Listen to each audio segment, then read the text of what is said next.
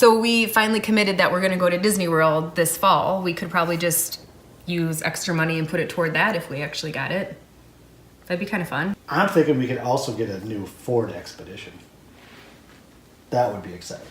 You got a You truck. could drive everywhere with that. You got a truck not so long ago. I could be like a soccer mom. I would for sure want to redo our master bath, specifically put in 2 sinks. We only have one, and I hate it that you're always up in my stuff all the time. For 5 minutes. 5 minutes is too long. We need 2 sinks so you can have all your stuff over there. I'd get a boat.